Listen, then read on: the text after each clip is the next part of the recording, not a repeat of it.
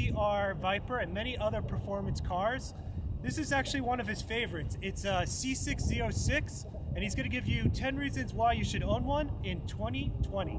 Hey guys, so 10 reasons for owning a C6 Z06 in 2020.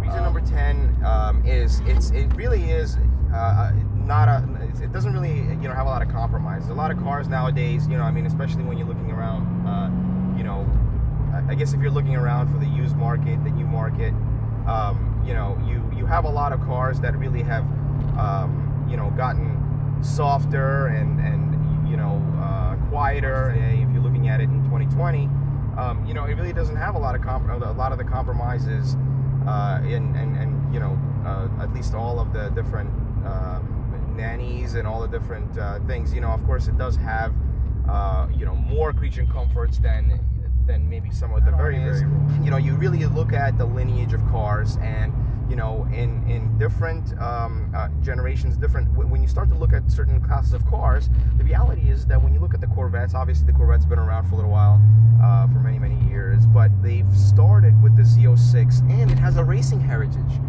That's another thing we can definitely talk about there, because the reality is that you have the C7R now, the C6R, and they've done it, and the C6R was actually a very good performance driver, especially around the 24 hours of Le Mans. So the next reason is in the C6 generation of Corvettes, this car only came in a manual transmission, and interestingly enough, actually, all of the last 3 cars that I owned they were never built in an automatic transmission. They were only ever built in manual.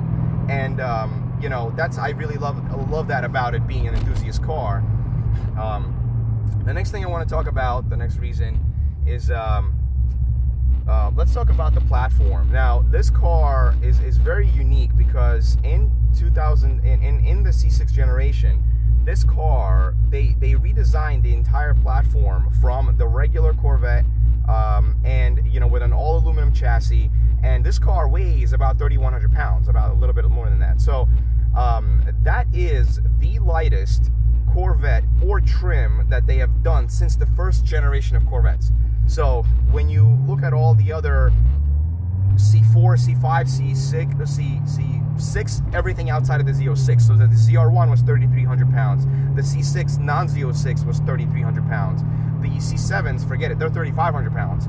This car is the lightest car, and it just happens to be a trim within the C6 generation of the cars that were both heavier than this, and everything else was lighter. And this car also has 50-50 distribution, weight distribution, which is not the case for the C6 non-Z06, and with the ZR1, it's heavier in the front because of that supercharger. So the next reason that I'll get into is let's talk about the engine. The engine, the LS7, a lot of people will talk about, that it really is a very iconic engine.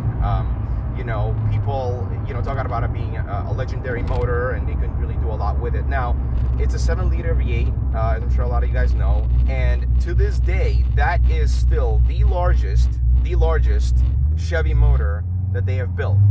So, and it, of course, is naturally aspirated. The motor really can be, it's a pushrod motor, and it can really handle a lot of NA power, or at least a lot more incrementally than other cars. One of the things it can really do is it can handle different variations of aftermarket camshafts. So, this car has a stage 2 from Texas Speed, and that gives it a good amount more power. I mean, if you look at stock with the C6 Z06 with the LS7, comes with 505 horsepower in with a cam with even a fairly middle of the road setup. I mean, with a setup like this is a I would say medium to maybe a little bit more aggressive of a street setup for it, with a stage 2. We do have a cold air intake, cold air-ish, and and I still have the OEM exhaust on this thing. So even as it is, and with the tune, we're looking at conservatively between 500 and 550 at the wheels. With it being an American car, one thing that is huge, of course, with cars like this is, you know, the aftermarket support. There's obviously both for a lot of the OEM parts with the different manufacturers, but also, you know, talking about the different, all the different, not only just the parts that are available out there with different options, different vendors. You're also talking about a lot of different shops that look. You know, I think that though, when it comes to the look like of this car, it's a progression from all of the generations. Not in the standard C6, but the Z06, they introduced the dry Sump Oil System. And the reason I like to talk about this, because it's a system that is, you know, of course, more prevalent in some of the, you know, sportier cars now, or certainly, you know, in most of the C7 cars, although not in every single one of them, but most of them. You know, they do have. But they did introduce it in this car, and it's something that, you know, has really historically been reserved for, you know, the cars that really are the more expensive, because it's a more expensive system to have in the car. Now, the reason I like talking about this is because a lot of cars, when you really start to drive them, you know, at their limits, or, you know, just very spiritedly, or on the track, the reality is that, you know, you have a couple things going for this oil system that you really have to look at in order for, you know, a car to be able to handle, you know, actually keeping the engine, you know, properly oiled and properly functioning through the entire experience. And oil pressure is a big part of that. This car, it really does impress me with how well it holds oil pressure, especially when you put, you know, when you put power down and different. Really, the number one reason that that really, when you look at a car like this, first of all, let's talk about value.